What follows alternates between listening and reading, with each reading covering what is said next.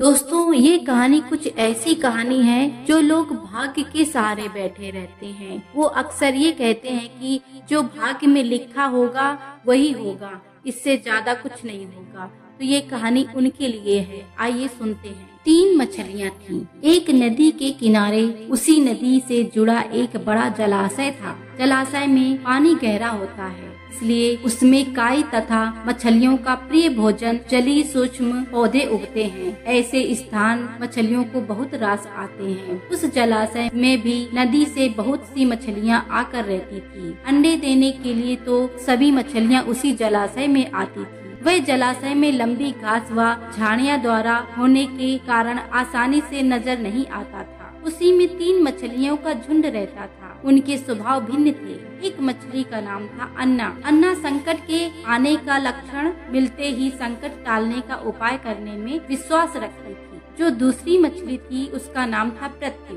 प्रत्यु कहती थी कि संकट आने पर ही उससे बचने का यत्न करो। और तीसरी मछली का नाम था यद्धि। यद्धि का सोचना था कि संकट को टालने या इससे बचने की बात बेकार है, करने कराने से कुछ नहीं होता। जो किस्मत में लिखा है वह होकर रहेगा। एक दिन शाम को मछुआरे नदी में मछलियाँ पकड़कर घर जा रहे थे। बहुत कम मछलियाँ होने के कारण उनके चेहरे उदास थे। उन्हीं झाड़ियों के ऊपर मछली खोर मछलियों का झुंड जाता दिखाई दिया। सबकी चोंच में मछलियाँ दबी। वे चौंके। एक ने अनुमान लगाया, दोस्तों लगता है झाड़ियों के पीछे नदी से जुड़ा जलाशय है जहाँ इतनी सारी मछलियाँ पल रही हैं। मछुआरे पुलकित होकर झाड़ियों में से होकर जलाशय के तट पर आकर निकले और ललचाई नजर से मछलियों को देखने लगे। एक मछुआरा बोला, आहा, इस जलाशय में तो बहुत सारी मछलियाँ पड़ी हुई हैं। आज तक हमें इसका पता ही नहीं लगा। यहाँ हमें ढेर सारी मछलियाँ मिलेंगी।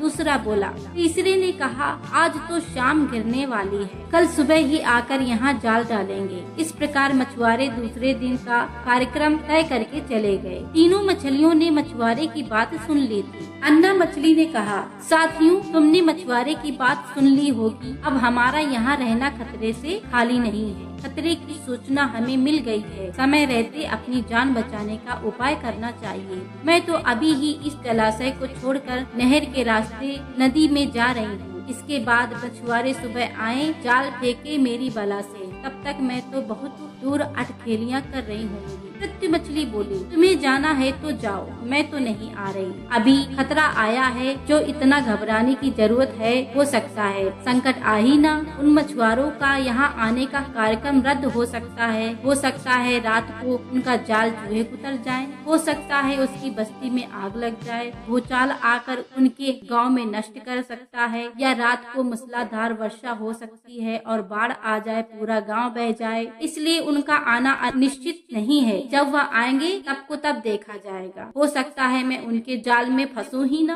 यदि जो तीसरी मछली थी, जो भाग्य पर समर्पित थी, उसने कहा भागने से कुछ नहीं होगा।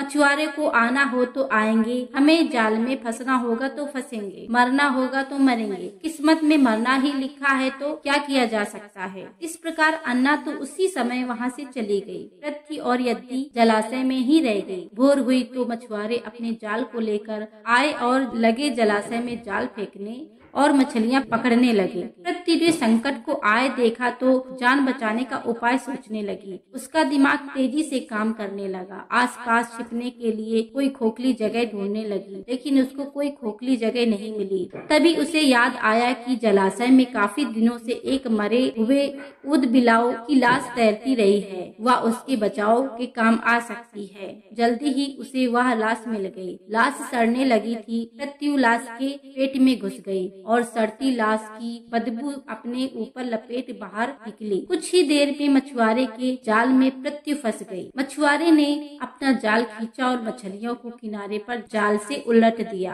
बाकी मछलियां तो तड़पने लगी, परंतु प्रत्यु दम साध कर मरी हुई मछली की तरह पड़ी रही। मछुआरे को बदबू का भभका लगा तो मछलियों को देखने लगा। उसने निश्चल पड़ी प्रत्यु को उठाया और सूंघा और बोला, आंख, यह कई दिनों से मरी पड़ी मछली है, सड़ चुकी है। ऐसे बड़बड़ाकर बुरा सा मुंह बनाकर उस मछुआरे ने पृथ्वी को जलाशय में फेंक दिया। पृथ्वी अपनी बुद्धि का प्रयोग कर संकट से बच निकलने का सफल हो गई थी। पानी में गिरते ही उसने गोता लगाया और सुरक्षित गहराई में पहुंचकर जान की खैर मनाई। यद्दी भी दूसरे मछुआरे के जाल में फंस गई थी और एक टोकरे में डाल दी गई थी। भाग्य के भरोसे बैठी रहने वाली यद्दी ने उसे टोकरे में अन्य मछलियों की तरह तड़प तड़प कर प्राण त्याग दिए। तो मित्रों, इस कहानी से हमें ये सीख मिलती है, भाग्य के भरोसे हाथ पर हाथ धर कर बैठे रहने वाले का विनाश निश्चित है। भाग्य के भरोसे मत रहिए, कर्म कीजिए, कर्म से ही आपका भाग्य बदलेगा।